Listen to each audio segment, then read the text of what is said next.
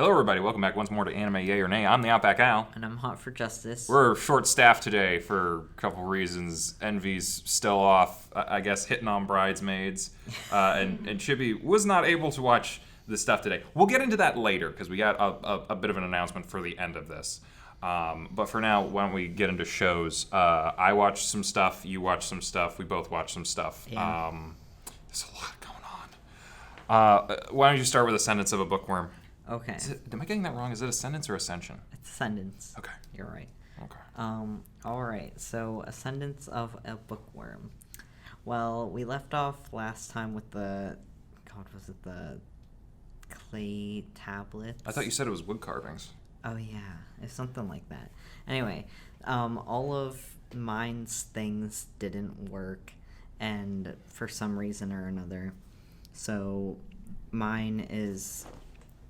Well, last episode, I talked about, I guess, how mine was gonna introduce Lutz to Aijo, and so that's what happens this episode.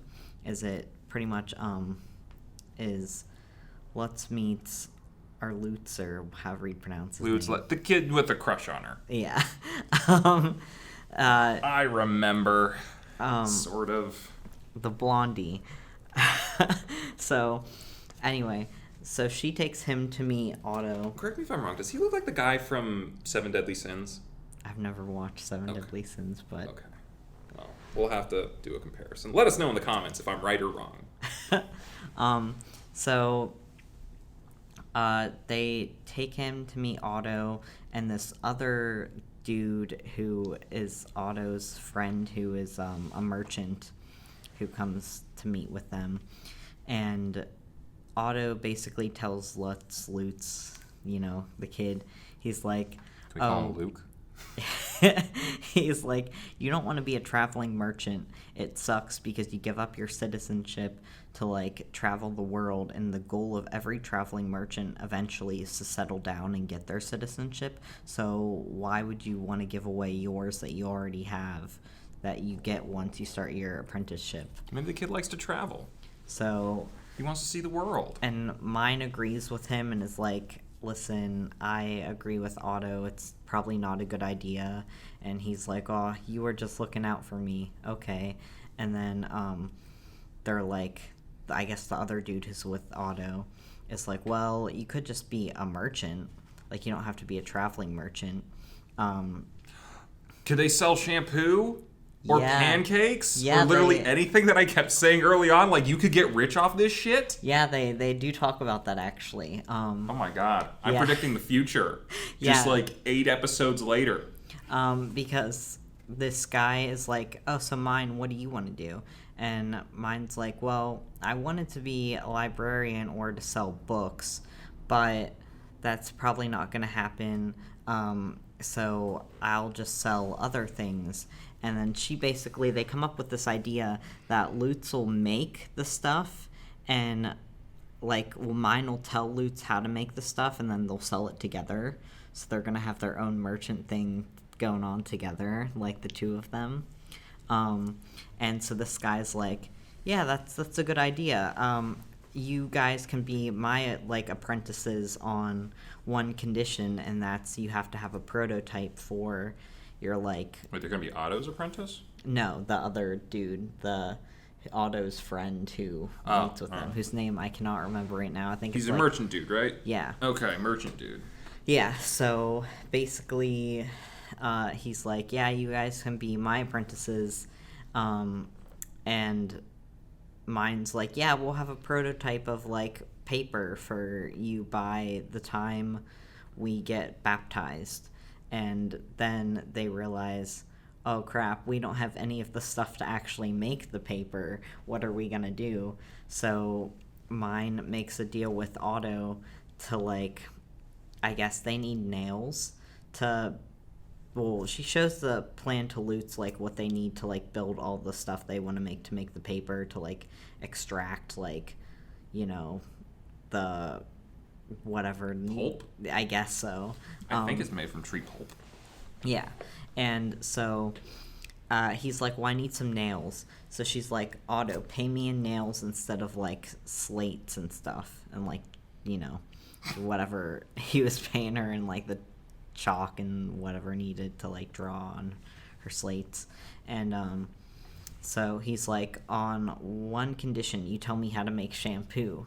And she's like, how about I just give you shampoo and you give me nails, because I can't tell you how to make it. That's commerce right there. So they're like, okay. So she visits his house and, like, washes his wife's hair. She could literally, she already has a prototype for that. She could literally just sell that. Yeah. Or pancakes, or literally anything that she's already made. Yeah. So she washes... Why can't paper be, like, your long-term goal? Yeah, basically. You have a gold mine. So she washes the wife's hair, and it's really funny because Otto sees his wife, and he's like, all right, here's your nails, get out. Because... Oh, it's time for Otto to be a daddy. Yeah. So that was interesting. So mine's got her nails now. So Otto's into hair. So I guess they're gonna start making the... Babies. Not quite what I was gonna say. I was gonna say, so I guess now mine and Lutz can start making their stuff. Oh, well, they can't make babies yet. No. That'd be weird. Yeah, I would hope they wouldn't do that. So yeah, but that's basically what happened this episode. Mine's talents were recognized, so her and Lutz are gonna, you know, make some stuff. You want to try to make paper. Good for them. Mm-hmm. Is that it? What are your thoughts on this? I mean, I definitely want to actually see them accomplish their goals. I would hope that, you know, like you said, it would just make sense for her to start selling the stuff that she's making and make that her, like, job. Yeah, because, like, I don't know how long it takes to make paper, but she made that shampoo in, like, 10 minutes. Yeah. That was enough for, like, 3 or 4 people. Yeah. You could make, like, I don't know, 6 bottles an hour like that. I definitely thought this episode was a lot more interesting than the other ones, just because you actually, like, were getting somewhere with her, I guess, talents to make things. Mm-hmm. So, yeah. So this is a yay for you? Yeah, it was a yay. I'd be interested in seeing, I guess, more of what she does, so... Okay. Good to know. Moving on, I guess I'll take the one that I did. Do you want to hear this? Yeah, go for it. Okay. All right. Might need to drop the mic a little bit. All right. So, Babylon. I watched episode 3 and 4 this week. So we knew last time that... Sorry, there's a lot of noise going on around here. There was some kind of conspiracy going on. It has something to do with the mayoral candidates, because there was a big dude, Nomura, whatever his name is, the big guy with the moles on his face. He was there whenever the report was being given. But then, very first minute, episode 3. What was his name? Zen? Zen. Yeah. He's sitting down with his boss and the mayoral candidate, and he's like, hey, dude, this was a really good investigation you were doing here. Let me let you in on a little secret here. Yes, we are rigging the election. No, I will not be mayor. We are rigging the election to try to create a new form of government that will be a template for nations of the future. And I'm like, what the fuck? It's like, we're going to be trying out new law systems. We're going to be trying out all sorts of new stuff so that we can see if we can build a better country. And I'm like, that is ambitious. I don't know why you're killing people to do it just yet. I understand this is a very shadow government. There's a lot of illegal things going on here, but he's like, hey, did you kill this guy? He's like, no, we did not kill either of them. This actually was a real curveball for us because we were like, we needed them alive. So we really want you to continue investigating these supposed suicides. Because they're like, fuck. And Zen's kind of like going like, well, now I'm in a bind here because you just told me you're like colluding with other candidates to try to rig a democratic election. Whether or not you're you didn't commit murder or not, that's still very illegal. And now I'm torn between working with you to solve the possible murder of my friend and another guy, or bringing you in for, I don't know if it's voter fraud. It's definitely not voter fraud, but it's definitely corruption charges. Okay. So he's between a rock and a hard place, but he ultimately decides, you know what? I gotta do my thing for Fumio and figure out who's murdering people. Because at the very least, like, you can say that, like, what they're doing is wrong, but at the very least, the shadow government is trying to do a good thing. It's like one of those road to hell paved with good intentions kind of deals. Where it's like, you're not innately evil, but you're not good. Versus the murderer who's definitely evil. So that's what he's going with. And he gets some information from the dude because they've been working. They've been bringing up like the whole prostitution ring, and apparently like there was like 3 or 4 girls that they've been looking into. Turns out they are all the same person in different disguises. What the hell? I know, right? I'm looking at your face, and nothing is registering right now because you have no idea what I'm talking about. But it's okay. It's okay because. Turns out the girl that Fumio was following and the girl who was in the pictures and whatnot, that was also the girl that Zen interviewed at the station. It's crazy right now. Things are nuts. No one knows what's going on. Everything is so loopy. So they're going to continue the investigation, trying to figure out how she's involved, what she's doing, because so many things.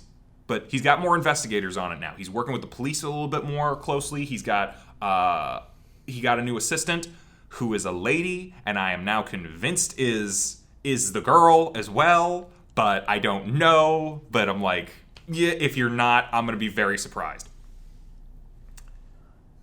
Then, I'm trying to think if there was anything before the climactic part of these episodes. No, I think that's pretty much it. Yeah, they're continuing the investigation. He's talking to his detective friend from the police force, and he's talking to his reporter friend from the newspapers and that.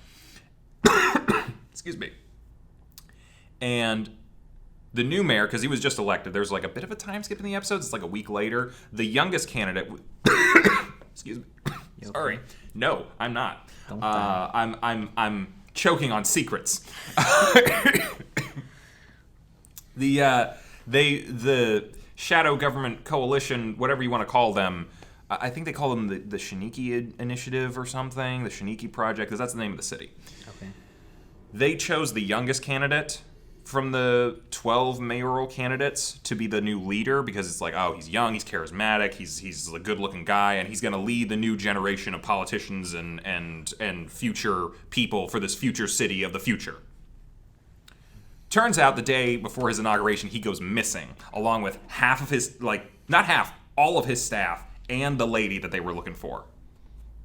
And then a whole bunch of people go to the tallest building in the city, and they're all just standing right on the edge, and they're like, looking like they're about to jump. Like 20 people. No, 30. I forget. They don't have a very consistent shot of like all of them at once, so it's hard to count. But a lot of people. One of them is the court reporter who was drugged by the disguise lady during the deposition. So it's like, what the hell is happening right now? And then suddenly, big Jumbotron happens, and the new mayor suddenly shows up in a random video that he posted on the internet, which I don't know how you get that on a Jumbotron, but he did it. He's like, hey, suicide is totally legal now. You can do whatever you want. You have a right to death, and blah, blah, blah. And it's... I don't know if it's a euthanasia thing. They bring up that a couple times, but it's like, hey, you can do whatever you want. You have the right to choose how and when you will die. I'm like, what the hell are you doing? And then everybody jumps. Oh my god. Yeah, it's fucked. That's just episode 3. Oh my god. We're not even in episode 4 yet. I think episode 4 is where the new assistant comes in, actually. Yeah, they're all like trying to figure out and like discuss things like, you know, is this ethical? Is this assisted suicide? Can we actually bring up the mayor on charges for this? Because there's no law against creating a you can commit suicide law. But they did find out about the drug. The drug from the very beginning of the show where they were like, oh no wait, it was a different drug. The first one was called Agus, something. It was A something. This other drug was called, I don't know how to pronounce this, NYUX or something, NYOX, something like that. And they figured out, because I guess it was in the notes of the formula from the doctor who committed suicide. Turns out it's a sleeping pill, but it is a very, very powerful sleeping pill that allows you to drift off and then you die and just never wake up. Oh. So it's a suicide pill for a painless death. They've been planning on having people commit massive suicides. I don't know why. It makes no sense. And apparently, half the people who were committing suicide and all that stuff were all met by that lady who keeps changing her face. And there was the Zen's figuring it out because he saw her in the crowd, but then she disappeared like friggin' Kaiser Soze.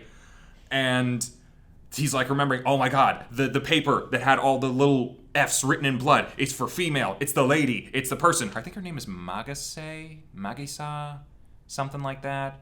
Her first name is AI, I, yeah, or whatever. It's a weird name, but yeah. So she's in the wind. The mayor's in the wind, telling people, hey, go kill yourselves. They're still trying to figure out the legality of whether they can actually bring him up on charges for that, because technically speaking, he didn't push any of them. But yeah, so Japan's suicide rate skyrockets the next day. Wow. So it goes from 50 to 300.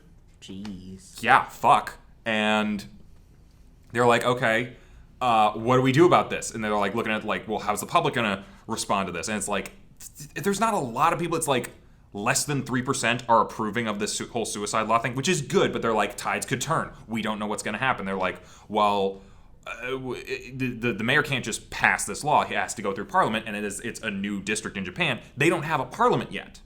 So then the mayor comes out with another video online, and he's hey, so we need to know about the suicide law. I'm calling for an election to happen this week, and we need to elect members of parliament. And they're oh, well, shit, okay. And then they have to actually look into what they actually wrote down for the election procedures, and there's a bunch of big fucking loopholes for shit. For example, I think, oh god, what was it? There is no limitation on how long you've been a citizen of the Shiniki for if you're allowed to register to vote. So you could be technically a resident for 2 minutes, and you can vote there. It's messed up. Yeah, they already have 2 million citizens. So it's that's a lot already, but then more people can just flood in, say they're from town or whatever, they've been there an hour, and just vote. Also, there is no age restriction. Children can vote, and since you can vote online, the adults could even take a baby, register them as a voter, and just vote twice. Oh, jeez. What the fuck? So you could have a lot of situations where you could be even there's 3% who are possibly for the whole suicide law thing. That could skyrocket based on voter fraud, which is not voter fraud because it's technically still legal. Also, there was a thing about whatever the election is called for is what your party will be, because there are no current political parties in the city. So basically, anyone who's going to debate on the subject, since the subject's going to be mainly on the suicide law, it's basically anyone who votes for it is going to be the mayor's new party. And anyone who votes against it is going to be the other side. And they're going to have a two-party system, which, as we know in America, is kind of fucked. But, yeah, they're trying to set it up so, they can't... I don't know why the mayor's doing this, or why anyone's doing anything, but, yeah, they're, trying to set it up so they can keep this suicide law in place for some fucking reason. And I don't know why, and I don't know why they're trying to kill everybody or have everybody kill themselves or whatever. But good news, or not good news, I don't know what's good news anymore. Fat guy with the mole face, leader of the shadow government, decided, you know what, I'm against this. This is wrong. What the fuck, people? I'm gonna run for parliament and hopefully get this guy ousted and get rid of the suicide law. So I'm okay, you're on our side. You're still a dick, but you're on our side. And it's always good to have a big dick on your side.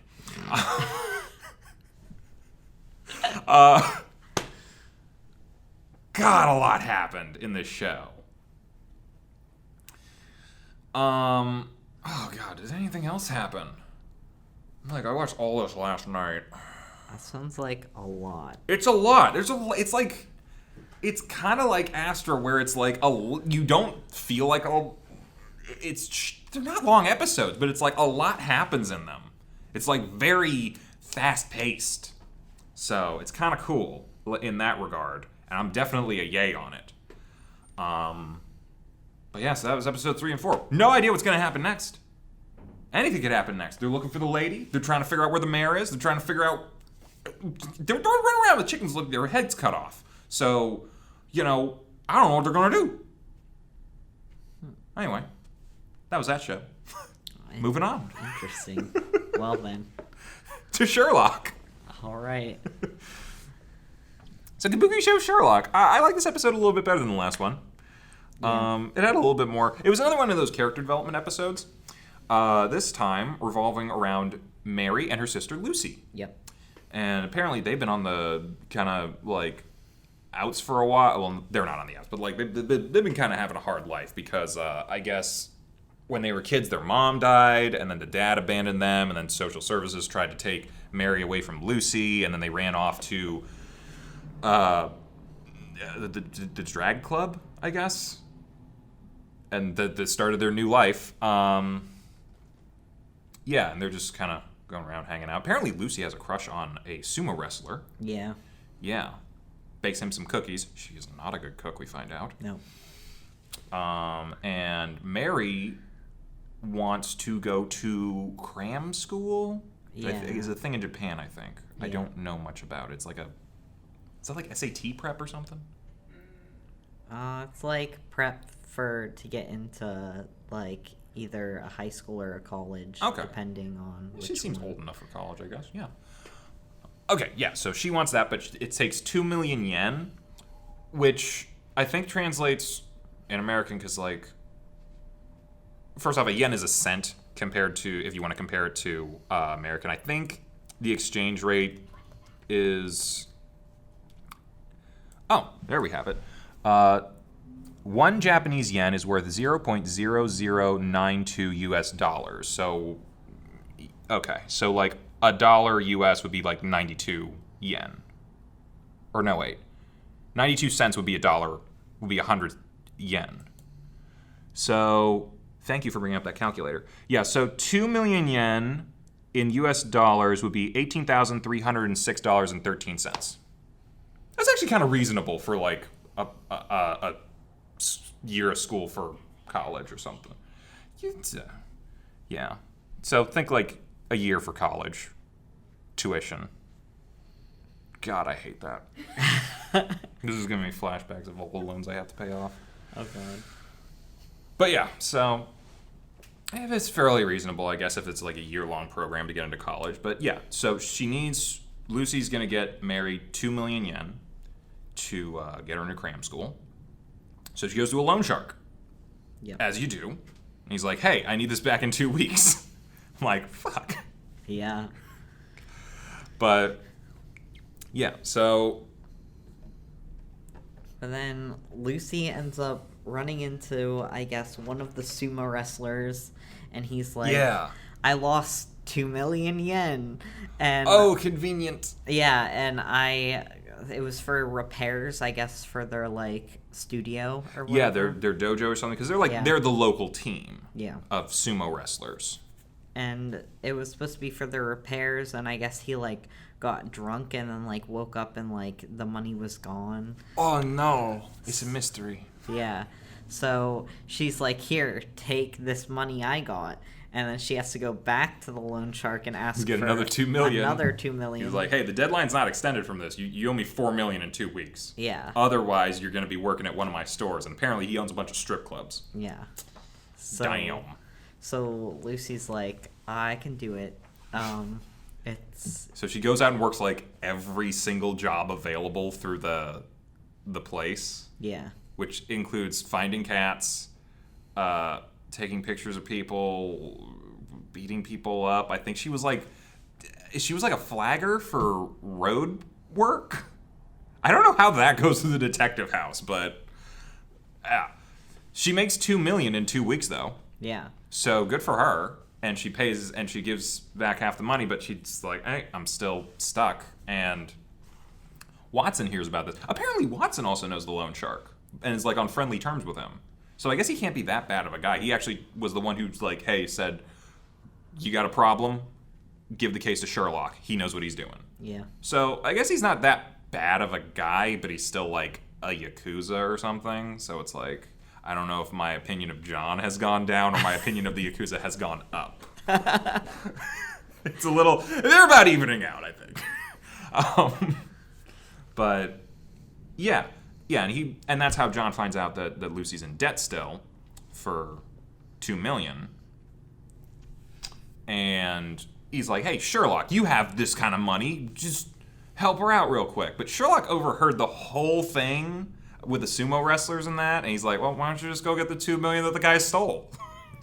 It's pretty obvious where it is. And he does this whole Rakugo? I'll figure out how to pronounce things at some point. He does this whole Rakugo thing, and he's like, hey, who do you think would have stolen a thingy and blah, blah, blah? He's like, here's a cookie. What's important about the cookie? It's the same cookie that the guy who got drunk ate, and it's full of sleeping medicine. Yeah. And he gives it to John. Of course, he's like, what the fuck are you doing? And he's like, but why would he eat something like that? I thought that was from Lucy. Lucy can't cook, so clearly it wasn't Lucy's cookies. But who would have gotten cooked? And then they realize, oh, it's the sumo wrestler that Lucy gave the cookies to. And yeah, he's been losing for a while after a knee injury, and he's kind of on like the later years, so he doesn't want to retire yet. So he's going to try to use the $2 million to rig his sumo matches so he could stay in the game. Yeah. Lucy finds out and comes and finds him, which it's brought up why she idolizes him. Because the first time they got to the city, these two, I'm assuming, human traffickers? Something like tried to take Mary away from her. Yeah. And the sumo guy kicked their ass and was like, hey, you were trying to defend your sister. Good for you. You stay on the straight and narrow, kid. And she, like, idolized him after that. Yeah. And now that idolization is shattered. Yep. Sadly. But yeah, so she confronts him, and he's like, I did it. I'm sorry. I just don't want to be a loser. And she's like, keep the $2 million. You stay on the straight and narrow. And then she leaves like a cool person. It's like, oh, you're still in debt. Yeah. But yeah, so Mary finds out because she got the money and finds out that, like, oh my God, now my sister's gonna have to work in one of the strip clubs, and I was thinking it didn't go the way that it seemed to be leading, but I didn't expect it to go the way it was leading. I was actually expecting her to be a bouncer, because I'm like, she'd be pretty good at that because she can kick pretty much anyone's ass. Yeah. But as it turns out, they're pulling an Oron, and she's working as a host at a place called the Stud Farm. Yeah. But hey, Lou makes a pretty good host by the looks of it. Yeah. And we got to see that weird guy who keeps going, ah! Yeah. Or whatever again. He's such a weirdo, but I like it when he shows up. And then it turns out, I think that didn't Mary actually use the money to buy a dress or something? Yes, she did. She's like, sorry, sis. Because she shows up at the stud farm. Yeah. In her new dress. Yep. Which I'm pretty sure is that was an $18,000 dress? Yeah. Fuck me. So. Yeah, it was the dress that I think Mrs. Hudson wanted in the beginning. Yep. But yeah. So that was that episode. Oh, also, they're sitting at the bar at the end. Sherlock, Moriarty, and John. And John's like, hey, so my case. So after this thing happened, and then he passes out. Yep. Because Sherlock's like, oh, the sleeping powder did work after 3 hours. They were right. It's like, this guy's never going to get to say anything to him. No. But yeah, a little bit more fun this episode than the last one, I think. It was a bit of an improvement. What are your thoughts? I like Lucy. Lucy's cool. She kicks ass. She does kick ass. Again, I think she can make a pretty decent living as a bouncer. I don't know that the host probably makes a little bit more money. He wants his money back faster. Yeah. But, yeah. Any other thoughts on that? I mean, it's a yay. It's a yay, yeah. All right, Tiger and Bunny. What happened in these episodes? Okay, so we left off with a cliffhanger right before the actual climax of season 1 with the fight with Jake. Yep. And Bunny comes out and he's got to fight him. And Mr. Jake is kicking his ass pretty thoroughly. And Bunny will not use his powers because he's waiting on a good moment to use them. And Jake keeps taunting him while Kotetsu and everyone else is like in the hospital. And they're trying to recover from the ass whooping they got. Yeah. Meanwhile, the production crew, Agnes and the other people, they set up the signal jammers so that they could block the signal for the bears so they wouldn't destroy the pillars. And they're like, hey, Blue Rose Dragon Kid and Fire Emblem are all going to go out and they're going to take down the mech suits before the signal gets back online. That way they no longer have the city as a hostage. I'm like, great idea. Doesn't work, but great idea. Yeah. Kotetsu, meanwhile, is like, he gets out of bed after breaking every bone in his body. Yeah. And he's just like, I gotta go help Bunny. I know what the guy can do, and blah, blah, blah. And while that's happening, they're actually watching on TV, Jake says, I have a second power. Yeah. And it's why you're never gonna beat me, blah, blah, blah. Everyone's like, oh my god, he has 2 powers. That's unprecedented. That's never happened before. Yeah. And Kotetsu's like, oh, I figured out what the second power is. I gotta go tell Bunny. So he kind of heals some of his injuries using his 100 power. Yeah, 100 times healing. Yeah. Go for it. Makes sense. But not all of his injuries. No, broken ribs take a while. So he goes and he finds Bunny, and he's like, I guess Bunny's on the roof of this one. Oh yeah, he got smacked to the roof of the stadium. Yeah, and then Kotetsu shows up on the roof and is like... Well, wait, before he tells him that, we got to find out what's going on with the mechs, though. Because that shit's going down, too. Oh, yeah. Yeah. Turns out they had an auto attack feature just in case the signal went off. So they're... the other heroes are having some trouble getting those things down. Yeah. So that's all happening, and they're not sure whether they're going to make it or not. Meanwhile, back to your story. Oh, yeah.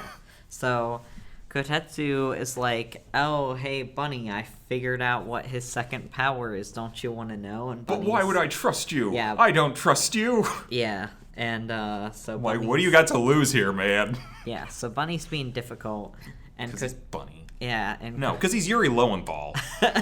And so Kotetsu's like, listen, his second power is that he has extremely good hearing. So he can hear your muscles move and and stuff like that. So here's this, like, grenade. It's a sound grenade. Yeah. So use it and make his hearing go all wonky. Yeah. Screw his hearing up. Yep. And then you can attack him. So Bunny's like, why should I trust that you know this? But he does it anyway. Yeah. Meanwhile, Jake's like, we hear his inner monologue where he's like, yeah, it's not super hearing. I can read your thoughts. This ain't gonna work, buddy. Yeah. And so it turns out when Bunny uses the grenade, it's a flash grenade. Yeah, so it, like, goes off, blinds Jake, and leaves him open for attack. So he goes down easy. Yeah, so Bunny gets the upper hand on him then, and basically is like strangling him. Well, he kicks him to the roof first. Yeah, he kicks him to the roof, and then he like strangling him. Yeah. And then Jake turns into a bitch then. Yeah, and basically gives up. And I guess Bunny lets him go because Kotetsu's like, hey, don't do it. Yeah. I know what you're thinking. Be a hero. Yep. And then, so... They find out that they don't have hostages anymore because the heroes did succeed and they stopped the mechas. Yeah. And Cream is in her helicopter. That is her name, right? Yeah, Cream. Okay. And she's like, give me Jake back. We're not gonna let go of the hostages. And then that's when they reveal, you don't have hostages anymore because, yeah, we defeated your mech suits. Yup. And so then, I guess, the helicopter, Jake goes to shoot Kotetsu and misses Kotetsu and hits the helicopter. So the helicopter... Yeah, that doesn't go well. So the helicopter crashes and lands on Jake. Yep. So bye-bye, Jake. He's dead. Why didn't he force field at that moment? He took way worse blasts than the helicopter before. He just didn't do it. I don't know, man. Oh, maybe he couldn't predict that one. Maybe not. Yeah. But, yeah. So he's down. And then Bunny's like, why did you lie to me about the grenade? Like, it was a flash grenade. And Kotetsu's like, yeah, he actually has a mind-reading ability. So I was just saying that to, like, throw him off, like, you know, our plan to, like, so... His plan. Yeah, his plan. So I didn't want him to know that it was actually a flash grenade, so I lied and said it was like a sound grenade. But you trusted me anyway. Yeah, but you trusted me, and I knew you were gonna trust me because you're Yuri Lowenthal. because you are my friend. And so basically, yeah, that happens, and Yep, he knew that he could read minds because he called him Kotetsu, and at no point has he ever revealed his identity to the public. So how would he have known that? Yeah, so that's how Kotetsu figured out the mind-reading ability. Yep. And... they saved the day! Yeah, and then Bunny refers to Kotetsu as Kotetsu instead of... before, just Tiger or something? Or Old Man? Old Man. Yeah. He just called him Old Man before. But, well, good for them. Their relationship is getting better. Maybe. Yeah. That's the end of season 1. Yep, and then the opening changes in the next. I've never particularly loved either opening in in this show, but you know, I like the show anyway. Yeah, the opening and the endings change in the next episode. Mm-hmm. We start off with, I guess it's 10 months later. Yeah, the season's over and Bunny's the new king.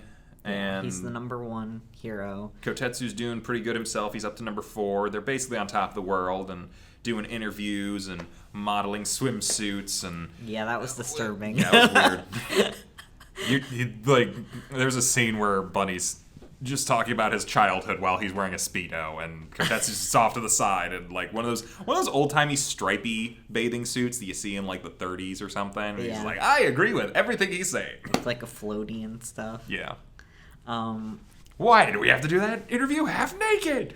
Yeah. So they're popular, and they reveal to, I guess, Blue Rose, who's having some problems herself, which we'll get to in a second, that, oh, hey, you guys are gonna release a song together. Like, why would you do that? Yeah, you guys are I get her, perform. she's a singer, but why do you want Kotetsu to be on an album? Yeah. So... This just feels like one of those weird vanity... Did you know Eddie Murphy had an album at one point? No, I did not. Not a comedy album, an actual singing album. Interesting. Yeah, this is like a vanity thing that some celebrities do. So, yeah, they're like, oh, you're going to have an album with Tiger and Bunny. It's going to be called BTB, I guess is their group name. It's dumb. Blue Rose, Tiger, and Bunny. Tiger and Barnaby. No one calls him Bunny except Tiger. Barnaby, I guess. This sounds dumber, doesn't it? Yeah. And so, I guess, and Blue Rose is... She got to teach him how to dance. Yeah, she's got to teach him how to dance. And this whole time, she's like, it shows her in class or whatever. And her friends are like talking about their boyfriends or whatever. And she's like, I think I may be in love. You're 16. You don't know what love is. Yeah, she's like, I think I may be in love, but he's kind of a loser. And so she's describing Kotetsu. And is talking about how much of a loser he is, but how she can't get him off. He is a bit of a loser. Yeah, but how, like, you know, she can't get him off her mind and all this stuff. I don't know that he's a loser. He's definitely a goof. Yeah, he's a goof. And her one friend's like, oh yeah, it's definitely love. And her other friend's like, oh no, that's not love. That's just... You keep thinking about him because you're waiting for him to do something stupid. Yeah. I'm like, you're not wrong. But she's like, actually does know that she's in love. And she's like, we're not going to tell her, Blue Rose Karina or whatever. I don't think they notice she's a superhero. Yeah. So yeah, just Karina. We're not going to tell her that she's in love because you know how she gets. And I'm like, I don't know how she gets. all right, but okay, whatever you say. I want to point out the one is also voiced by Dragon Kid. Huh. Yeah. Interesting. That's just a side note. I pick stuff up. Yeah. So she's like, and I guess Kotetsu destroys her towel. He gets coffee on it. I don't know if that's destroying it, but I guess that's her favorite towel. Yeah, he ruins her favorite towel. And so he buys her a new one that has, like, a snake on it. It's a liquor logo, I think. Yeah, it's like a liquor logo. It's like, it's kind of a bad gift. She's like, well, I got no other towel, so, I'll use it. Yeah. She's being all tsundere about it. Because we need one of those. But then, I guess there are these, like, second-rate heroes who are acting like... minor leagues, yeah, I think, yeah. Minor leagues who are acting like bodyguards, kind of like they're... Yeah, they run security at a concert that they're doing. Yeah, so we'll skip forward to the concert. After they have a private session between Blue Rose and Tiger, because he still can't get his dance moves down. Yeah. And he makes fun of her, like, oh, what, you're worried your boyfriend's gonna be mad you're hanging out with an old man? Yeah, and she's like... And she gets all tsundere again. He's like, what did I do? Yeah. So, I guess someone comes in and steals Blue Rose's bag. And her costume. Yeah, and which is very disturbing. He's just a creepy... There's a backstage thief. Yeah. Who I guess likes to dress up like pop idols in their costumes and steal shit from them. Yep. And he gets away with it because he, like, when he breathes in, he turns invisible. Well, it's only when he holds his breath, I think. Yeah. Yeah. He holds his breath and he turns invisible when he's holding his breath. And anyway, she's like, my towel was in that bag. Oh, no. And so she's, like, freaking out because she's like, Kotetsu gave me that towel, and she doesn't want to tell him. Yeah, and I love him, and so I am upset that my bag got stolen because my towel was in it, and so she's freaking out. So Kotetsu's eating a banana while this is happening. This is very important, by the way.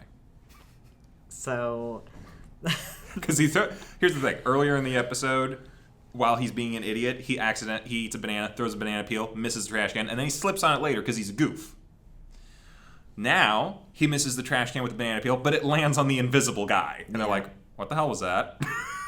Yeah. Like, they do have some good comedic timing in this episode, I think. Yeah. So they find out this guy's invisible, so they're chasing him. Mm-hmm. And... Yeah, and he gets on a moped. Yeah. But it's shitty, and, like, he holds his breath, and the moped goes invisible. But he can't get rid of the smoke trail that's coming off the back of it. Yeah. So they're, like, just still following him. Yeah, so they're all chasing him, and Kotetsu is doing his, like, powers go crazy. Yeah, his 100 power goes to, like, 120 power. Yeah. So, because, like, he jumps to get the guy, and he overshoots him way far. Yeah, and he's powered up, and he's like, whoa, this is awesome. And then he, I guess, doesn't end up, like, he goes to grab the dude, and then his powers, like... They run out a little early. Yeah, they run out early, like a minute or something early. It's a little less than that, but it was, like, just enough. Yeah, and... But yeah. Rock Bison, who's been having a rough time. Oh, yeah, he's been having a bad time because he was, like, near the bottom. He's in, like, last place for the hero rankings. He ends up catching the dude, the backstage thief, and Barnaby and Blue Rose are like, oh, you let him get the steal on purpose. You're so nice because you're always putting other people before yourself. Yeah. And he's like, what? I didn't do anything. And my power ran out. You had time to spare, you old man. Yeah. Well, I didn't do anything. I was trying to catch him. And then Blue Rose like, Kotetsu, this towel, I'm gonna cherish it forever. And then she runs off. He's like, what the hell was that? Yep. So. He is the most clueless individual. Yep. But it's kind of endearing. And so that's that episode. That's that episode. And then we get Sky High gets an episode because he hasn't gotten one yet. Yep. And yeah, he's having some issues because like he used to be on top and now he's not. It's only in second place though. Yeah, but when you've been in first for like the majority of the time and suddenly you're in second, you know, it gives you a little bit of a damn. And people are like, "Oh, that's Sky High. He's not doing so hot anymore, is he?" And he overhears them, and his like poster blows away, and he's all upset and stuff. Yeah. And then he like goes to the park and sits on a bench. Well, he chases his dog because his dog ran away. Yeah, I guess so. He's just not having. He's a got a good big time. woofer. Yeah. So he like gets to this park bench, and there's this girl sitting on the girl, air quotes. Yeah, sitting on the park bench. And he starts... A girl who talks like this. Yeah, he talks like... Like, it should have been obvious from the start that she's not human. Mm-hmm. Like, he's a dumbass. No offense to Sky High. He's so charismatic, but he's naive, I think. He's very much like how a kid wants to be a superhero. I don't think he ever lost that childlike wonder for being a superhero. So he kind of like Kotetsu, but Kotetsu you can argue is a goof, but is at least an adult half the time. Yeah. So he starts talking to her, and her name's Sis, I guess. Yeah. And he starts talking to her, and I guess falls in love with her. Or whatever. This guy needs to get out more. Yeah. And so I guess the other heroes, Blue Rose... Well, they kind of find out a little bit about him because they see him just flying around at night, and apparently Fire Emblem knows that he just moonlights because he just enjoys patrolling the city looking for people to help. Yeah. So, like, it's kind of an endearing quality for him because he's, like, I mentioned before that he's kind of like Tiger in a lot of ways, and that's kind of like, he wants to be a hero to help people. Yeah. The whole, you know, you get paid and sponsors and famous and all that, I think that's all, like, a secondary thing for him because he does love being a hero. Yeah. Which is a good thing. So I guess that the same trio from before, Blue Rose, Fire Emblem, and Dragon Kid. We can call them the girls. The girls, as they refer to themselves. They're having a girls' night. Episode. Yeah, girls' night. They're like, "Oh, you're in love," and so they try giving him advice. And like, Fire Emblem might know what he's talking about. These other two are children. Yeah. So yeah. And that doesn't go well. He does try each one of those things, and there is no response at all. Yeah. Because she's a robot. Yeah. That's not even like a spoiler at this point. You just... No, as soon as you see her, it's like, okay, you look and talk, and you're a robot. Yeah. You're like an android man. Like, this is some... Yeah, she's like... Oh, did you watch Big O? No. Oh, God, what was her name? I want to say Dorothy? She was a robot girl, and she talked pretty much the same way. Yeah. Very stilted and just, I am this person. Yeah. And so I guess there's the Sis's creator or whatever. Yeah. Well, he talks to her a little bit, and he's like talking about work and that, and like kind of vaguely. Oh, Sky High. Yeah. He's like, you know, I used to be the best at what I do, and now I'm not. She's like, why? Well, you know, other things happen. You know, sometimes you have your ups and downs, and I'm getting worried about like quitting. Why? Well, I don't know if I'm not the best. It's like, why? I was like, he's like, you know what? You're right. I should just keep at it and keep going because it's not about whatever. It's about being. It's like, okay, this. Yeah. I feel like we've seen this a million times. Yeah. But yeah. Oh, the creator. Yeah, and then the creator comes and gets Sis, I guess. Yeah, he picks her up in his nondescript white panel van with no windows. Yeah. Was that it? It just seems like the right thing. I have no idea. I can't remember the exacts. But I'm just making a pedophile joke, I think. yeah. So You make a lot of those on this podcast for some reason. yeah, Ascendance of a Bookworm. Oh. So I guess, and then she... Yeah, he's driving her off somewhere, and then she sees a poster for Tiger and Bunny. Yeah. And she goes fucking nuts. Yeah, she goes berserk and starts, like, attacking it. Yeah, she hates heroes, apparently. Yeah. And then... Yeah, Tiger and Bunny do show up because they were just in the area. Yeah. This, I think, was during one of their larger press tour things. And the whole naked photo shoot that we mentioned earlier. Yeah. Because, like... Yeah, they decided, we're going to take you off duty for a day just to get through all this stuff. And Tiger's like, dude, we're heroes. We have to go help people. There's a robot smashing up the streets. Yeah. So they go and show up, and they both activate their 100 power at the same time. And Tiger's feeling pretty strong and all that. And the robot's going nuts because I guess it got struck by lightning. They wanted to build the robot to be the ultimate hero. So they had to watch all the footage of all the other heroes and doing all this stuff so it could be like an unstoppable force for justice or whatever. Got struck by lightning, now it hates the heroes. And yeah, okay, I don't know if that's how that all works. I don't know how that works. It's robotics and all that shit. Barnaby finds out the guy actually used to work for his parents and that all the robotics that they worked on, I think they brought that up this episode, that they worked in robotics. Yeah.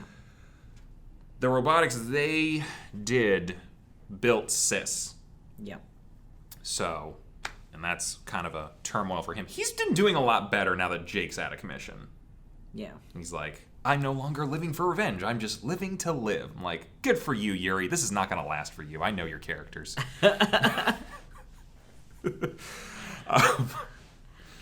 But yeah, so Sis is tearing up downtown, I guess. Her skin gets ripped off because robot skin. And Tiger's power turns off before it was supposed to because Barnaby's still got juice left. Yeah. He's like, I thought we activated at the same time. Something's weird. And then Sky High comes. Yeah, Sky High shows up because I guess Sis had rocket legs. Yeah. And he's like, oh, don't worry, I got this. But he doesn't recognize that it's Sis because her face is ripped off. It's ripped off. And he goes full Sky High! Yeah, and so... Blows up the robot. Yep, he defeats Sis, which is funny because he's like, the reason why he gets all this courage to defeat the robot android is the girl he met at the park. Yeah, because he keeps thinking of her, and then it's just like the whole time you're sitting there and you're going, no, that is her. And then the next day, he's back to his old, he's feeling good, he's working out at the gym, and Kotetsu's back to his old, I don't even know what I'm doing here. Yeah. And everyone's like, he's doing a lot better. And then he goes and buys some flowers. He's like, I'm going to go tell her I love her. And he goes and sits down on the bench and waits. And she never shows up. And waits. And we don't see him go home. No. Poor guy. Yeah. Poor guy. And then you find out, I guess, that taxi driver who you see reoccurring. Yeah, the guy who used to manage Kotetsu. Yeah. He heard an interview on the radio about how Tiger's powers were, like, getting even stronger, and he's like, he kind of froze up at that. Yeah. So something's going on with his powers that we don't know yet, but the dude knows. Yeah. So that'll probably come up. Yeah, and he tells him that there's, like, he's heard of people's powers, like, flaring up before they disappear completely, and sometimes that happens with age. Wait, did they mention that this episode? Yeah. I missed that. It was at the very end, like, after the credits, I think. Oh, yeah, I didn't watch after the credits. Yeah. So, and then it ends with Kotetsu being like, what? And then you're like, oh no, his powers, like, might disappear? That's not good. That is not good. That's how it ends. Yep, and we're gonna have to see what happens next time, because this is still a yay. This is a good show. It's a fun show. A lot of stuff's going on. It's a good show. We should talk about next week. Yeah. Because we said in the beginning we had like a little bit of information for you guys, because like there's some stuff going on. So we're gonna be changing some stuff, because watching this many shows is starting to become a bit of an issue for most of us. I don't know how Envy does it, because he's like watching even more than we are. Yeah. But like, we're thinking about just going back to watching one show a week. So we're probably gonna drop most of the other shows right now, the seasonal things, when we come back next week, and we're just gonna do Tiger and Bunny. And which I'm a little disappointed about, because it's like Kabukichou Sherlock is good. I don't need it right now. I am interested in watching Babylon at some point again. But for now, we're also going to be dropping that. We're just going to be doing 3 episodes of Tiger and Bunny. And because we just need more time to do stuff. And like Chibi couldn't be here today because they didn't have enough time to watch everything.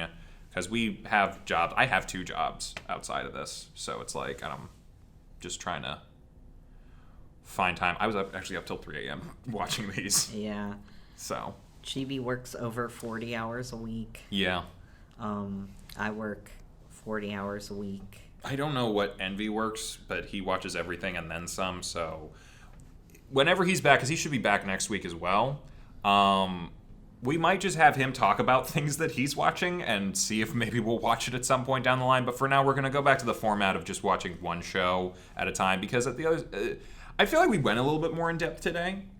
But I feel like lately we haven't been going as in-depth with some of the stuff. Like when we first started out, we had a ton of notes on everything that was going on. We had theories going crazy. I can't make theories for Tiger and Bunny because I've already seen it. But I kind of miss the good old days of me coming up with like, here's what I think is going to happen next, and then being completely wrong next week. So yeah, we're gonna be switching back to that format. Sorry to those who were interested in having us watch the new stuff, but that doesn't mean that we're never going to watch these shows again. Because I feel like we could come back to Babylon or Kabukichou Sherlock or Ascendance of a Bookworm if you feel like doing that. But it's just easier doing kind of like a binge or like just a bunch of episodes, because it's like we can know faster if we're going to want to drop a show. And we can get through series more quickly, probably. Because like otherwise it's like gonna be 12 weeks for a single show versus like 4 if we watch it really fast. So that's what we're gonna be doing. Next week is just gonna be episodes 16 through 18 of Tiger and Bunny. We're getting kind of close to the end of it. Yeah. Where we will be next week. Because it's 24 episodes and is there an OVA? I don't think there's an OVA. There is a movie that's a sequel to the series. I know that. But yeah, so we might watch that at some point. But yeah, so that sorry to anyone who enjoyed this format, but it's starting to become a little too much, and we want to keep doing things, and we have some stuff coming up for next year that we want to work on a little bit. So a little bit more time here and there could probably help us make those more of a reality. So yeah, I think that's it. You got any final thoughts or words to say? Anything? Nope. Okay, you heard it. Next week, just Tiger and Bunny. Just Tiger and Bunny. Just Tiger and Bunny. Just Tiger and Bunny. Okay, bye-bye. Bye. Hey, thanks for watching, and if you haven't already, be sure to subscribe and ring the bell icon for notifications. If you enjoyed this video, give us a like, and if you haven't already, check out some of our previous episodes, our daily gaming videos, or our parody series Madoka Magically Abridged. See you next time!